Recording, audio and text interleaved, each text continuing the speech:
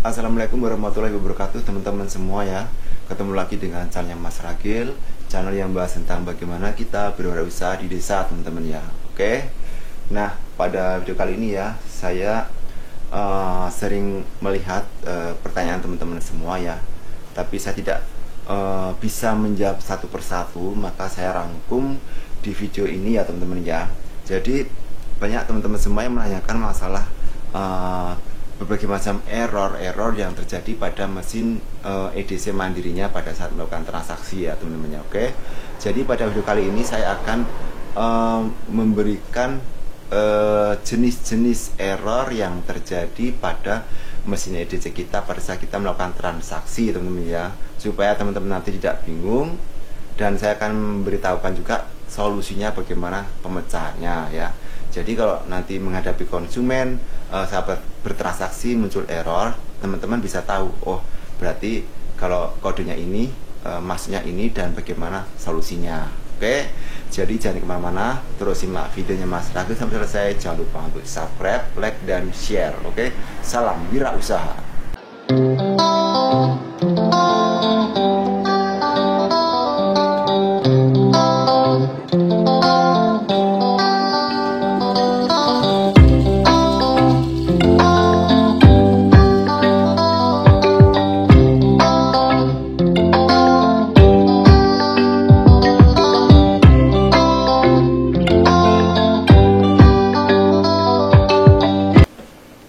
Nah teman-teman semua ya, seperti yang saya jelaskan tadi, saya sudah membaca beberapa komentar-komentar dari teman-teman semua yang mengalami error-error pada saat transaksi di mesin EDC nya teman-teman ya. Oke, jadi saya akan menjelaskan beberapa error-error yang terjadi pada mesin EDC pada saat melakukan kita transaksi ya, dan bagaimana solusinya. Oke, jadi saya sudah membuat brosur seperti ini teman-teman ya. Nah, di sini ada beberapa transaksi ya error, seperti ini error message ya, atau pesan error dari pada saat kita melakukan transaksi. Ini saya rangkum menjadi ada 7 ya, 7 error yang mungkin sering kita alami pada saat kita melakukan transaksi di mesin EDC-nya. Yang pertama adalah EMV detected place inside card ya. Jadi ini maksudnya adalah transaksi tidak dapat dilakukan dengan cara swipe kartu. Nah, swipe kartu itu adalah digesek ya teman-teman. Jadi tidak bisa dilakukan dengan cara menggesek. Oke, itu tadi maksudnya karena kartu terdeteksi merupakan kartu debit chip ya. Jadi nggak bisa dilakukan dengan cara menggesek, harus dimasukkan lewat bawah sini teman-teman. Yang lewat bawah sini ya, tidak bisa tidak biasa tapi lewat bawah sini. Oke. Tidak digesek seperti ini ya maksudnya ya. Oke. Nah, solusinya adalah lakukan transaksi dengan cara di dip kartu debit atau memasukkan kartu debit. Nah, seperti yang saya jelaskan tadi ya. Jadi kalau ada terjadi masalah muncul tulisan EMV detected please insert card, nah itu dia tidak bisa digesek tetapi harus dimasukkan. Oke. Kemudian yang kedua adalah invalid pin. Nah, jadi mungkin teman-teman pernah mengalami ya, pada saat transaksi itu muncul tulisan invalid pin.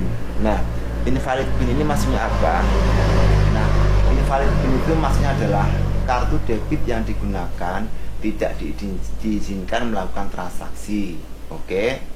Nah, mungkin pada saat maksudnya ini adalah pada saat melakukan transaksi teman-teman salah masukkan kartu ATM-nya ya. Jadi kartu yang teman-teman kartu ATM yang teman-teman masukkan itu bukan kartu debitnya ya, artinya bukan kartu ATM yang didaftarkan di waktu kita daftar menjadi agen mandiri ya teman-teman ya. Seperti contohnya seperti ini teman-teman, saya kan di dompet ini kan saya sediakan ada 3 ATM ya. Jadi 3 ATM seperti ini. Bentar. Nah, jadi ini kan saya selalu menyediakan ada 3 ATM. Nah, jadi kan ada 3 ATM. Nah, terkadang saya tuh jadi kesalahan juga teman-teman. Jadi saya memasukkan kartu ATM-nya itu bukan ATM yang saya daftarkan di agen mandiri ya. Jadi yang saya daftarkan di agen mandiri kan yang ini. Nah, yang ini. Nah, jadi kadang-kadang tuh salah masukkan kartu, saya ambil yang kartu yang ini, yang kartu ATM punya istri saya teman-teman. Jadi pada saat saya pakai buat transaksi nggak bisa ya, karena ini bukan kartu debit ataupun kartu yang saya daftarkan di waktu mendatang menjadi agen mandiri ya teman-teman. Jadi teman-teman kalau terjadi invalid PIN itu adalah kartu yang dimasukkan untuk melakukan transaksi, itu adalah bukan kartu ATM yang didaftarkan menjadi agen mandiri kemarin ya. Oke.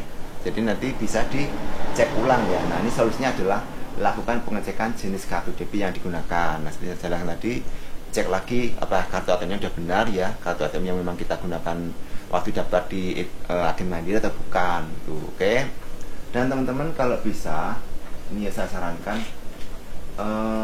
ini kan ada 3 ATM, jadi 3 ATM ini masing-masing saya isi saldo ya teman-teman ya, walaupun sedikit-sedikit.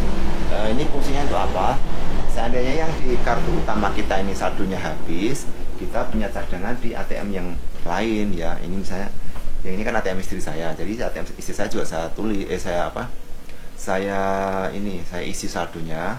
Jadi kalau seandainya kartu utama ini habis, ini bisa ditransfer ke kartu yang untuk waktu daftar agen mandiri ya. Jadi nanti yang di agen mandiri ini ada saldonya lagi kan. Kadang-kadang kita saldonya di sini habis, kita nggak punya cadangan ya. Jadi ini bisa buat untuk cadangan kartu ATM-nya ini. Oke.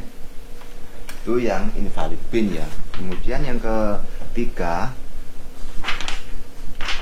51 infusion fund ya. Jadi 51 infusion fund itu salah satu kode error juga. Nah itu artinya adalah saldo rekening pada kartu debit yang digunakan tidak mencukupi.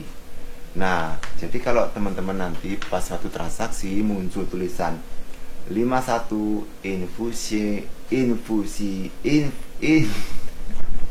jadi kalau nanti ada tulisan 51 insufficient fund, itu adalah saldo di tempat rekening ATM yang buat transaksi itu tidak mencukupi. Misalnya transfernya 5 juta, saldo ATM kita nggak tahunya tinggal 4.900.000 ya. Jadi tidak mencukupi, maka dia muncul tulisan 51 insufficient fund. Oke. Nah, solusinya adalah lakukan pengecekan sisa saldo yang tersedia. Oke. Kemudian yang keempat adalah C7 tagihan tidak ditemukan ya.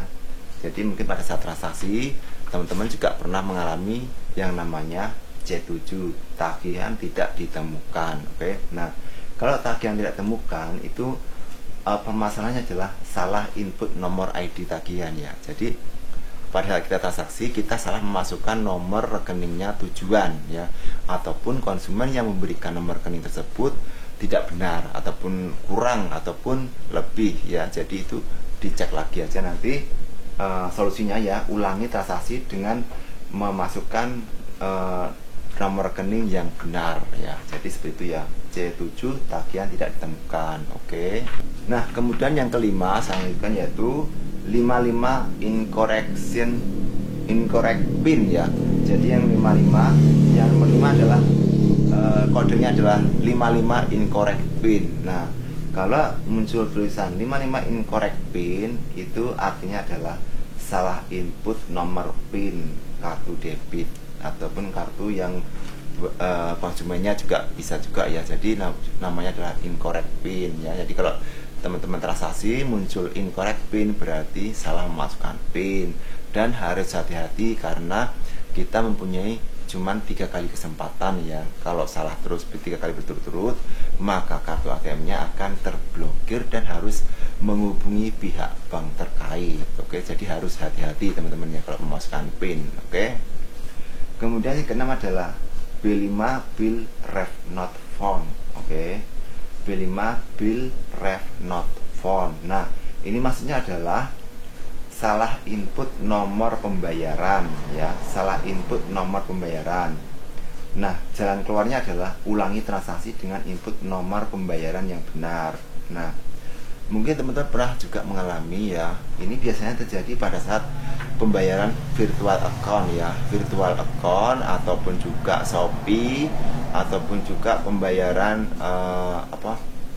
nambah dana ataupun transfer dana. Biasanya itu untuk anak-anak yang main game-game online atau apa gitu ya, transfer dana teman-teman ya. Oke, jadi kan kalau kita mau masuk apa namanya, mau transaksi yang di multi payment ya, multi payment itu kan harus kita masukkan kode pembayaran. Nah, jadi kalau B5 bill ref not found itu adalah kode pembayarannya salah ya.